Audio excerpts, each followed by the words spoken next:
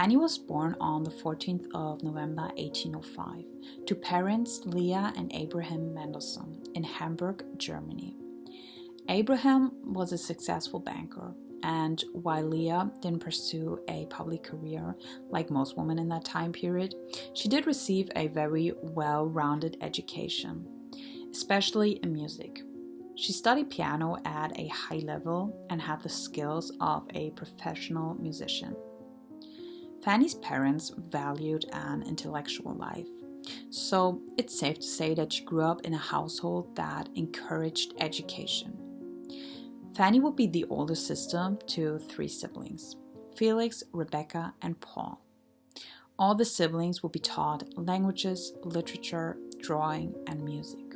Fanny spent her first years in Hamburg, but in 1811 the family moved to Berlin. Europe was in turmoil because of the Napoleonic Wars at the time. Hamburg was occupied by the French forces under Napoleon Bonaparte, and the situation became unstable. Many wealthy families chose to leave for safer cities. Berlin, which was under Prussian control at the time, offered more stability. In Berlin, their home became a center of an intellectual and artistic life. Fanny grew up being surrounded by musicians, writers, and philosophers, and frequent private concerts and discussions. Her mother, being an extremely talented pianist, began giving her daughter piano lessons. As soon as her small hands were able to reach the keys, she was educated by her mother's guidance. First came the basics, and then quickly, somewhere around the age of 7, she was able to play advanced classical pieces by memory. At the age of 9, she began studying compositions and theory with Carl Friedrich Zelter, a famous Berlin composer, who educated her especially in the works of Bach. It was also Zelter who encouraged her to compose her own pieces. Now came the point where she wasn't just taught to play pieces, but to also think as a composer herself.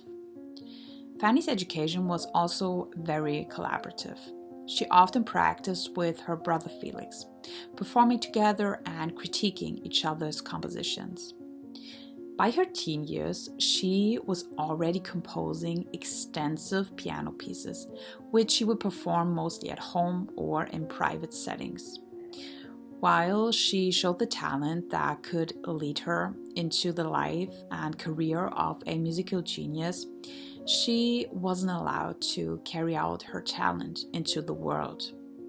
So, it's safe to say that Fanny grew up in a household with every tool available to make a genius, but she would be quickly surrounded by invisible lines drawn around her by society expectations that kept her in chains.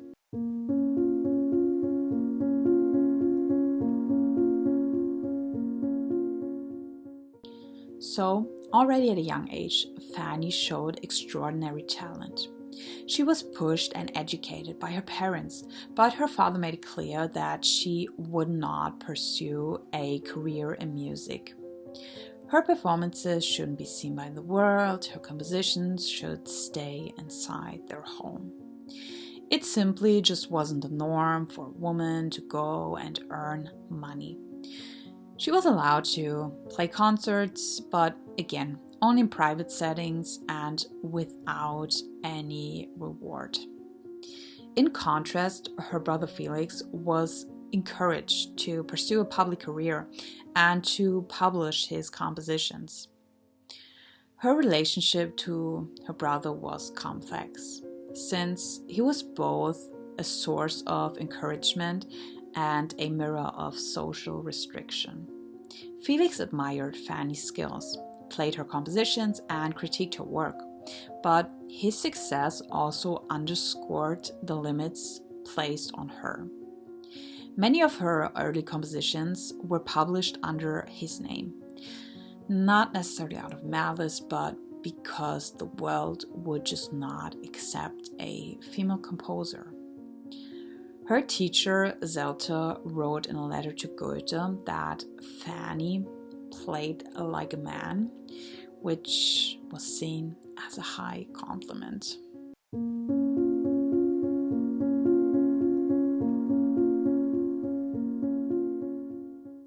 Though Fanny couldn't pursue her own public career, she created her own world of music at home.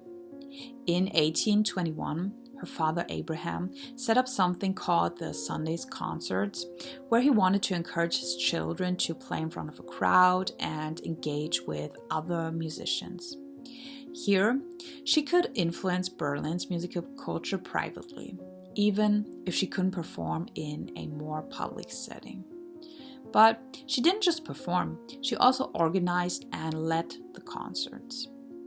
Fanny selected pieces to perform, including her own compositions and works by other composers. For her, these concerts would be a non-commercial room compared to public performances. Family members, close friends, local musicians, and occasionally prominent composers or intellectuals from Berlin society would be found in the crowd. This setting would allow her to showcase her own talent without breaking the societal expectations for women. In 1829, when her brother Felix moved back to Hamburg, the Sunday's concerts were ended. A sign that these seemed to be only intended to serve her brother's benefit. Later, Fanny would revive them again.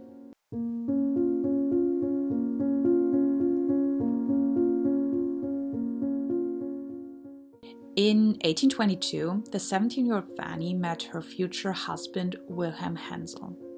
He was also artistically talented. The pair met at his studio, where Fanny and her mother visited an exhibition. Despite the attraction to each other, Fanny's parents forbid an engagement due to her young age. While Wilhelm went to study in Italy, the pair wasn't even allowed to exchange letters. But regardless, they did their best to secretly keep in contact. Wilhelm sent Fanny drawings and poems. Eventually, in 1828, her parents allowed the engagement, which happened on the 22nd of January in 1829, to be married on the 3rd of October in 1829. Fanny composed a piece for the wedding. And as a breath of fresh air, since it seems like most men are always the villain in these stories, in these life stories, her husband wasn't willing to keep Fanny's talent under wraps. He actually encouraged her musical pursuits, appreciating her talent and intellect. Wilhelm acted as an advocate for her work, helping her navigate a world where women composers were rarely recognized publicly. While she still suffered from those societal limitations, her marriage provided her with stability and a supportive partnership that nurtured her creativity. On the 16th of June, 1830, their only son was born, Sebastian Ludwig Felix, names chosen in tribute to Bach, Beethoven, and Fanny's brother Felix.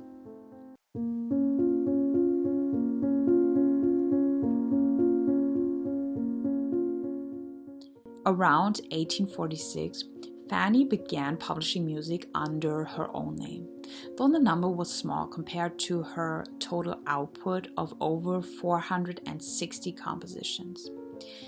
It demonstrates her desire for recognition and autonomy, even within a society that largely confined women to private music spheres.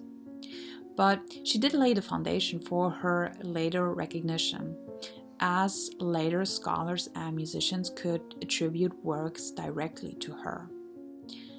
As with most things, the world of music seemed to be a man's world. Society expected women to focus on family, domestic duties, and social refinement. And artistic pursuits were tolerated as long as they stayed hobbies.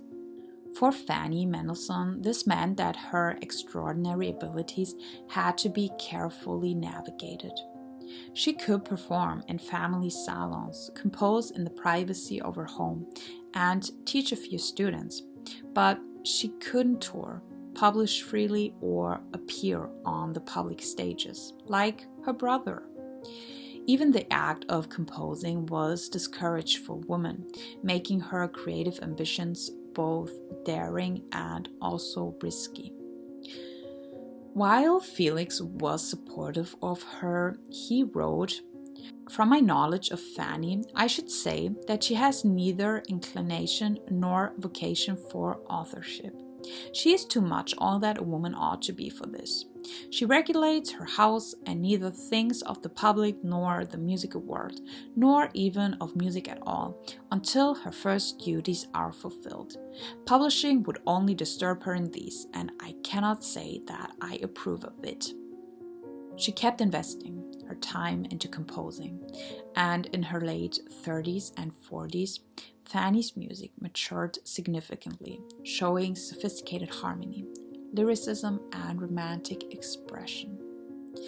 Her story can show us that societal constraints can shape you, but can't contain true brilliance.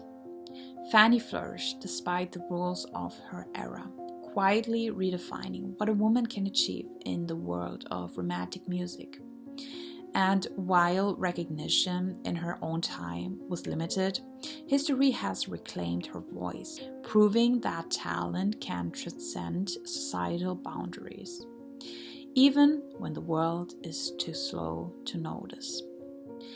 Not long after she took the brave step to publish her own works, she tragically passed on May 14, 1847, at the young age of 41. She suffered a stroke, and her passing happened just 6 months after her brother Felix passed away. Today, Fanny is celebrated for her lyrical piano works, expressive lieder, and inventive chamber compositions. Fanny Mendelssohn's legacy is one of quiet defiance, enduring artistry, and a testament to the power of music to transcend societal limits.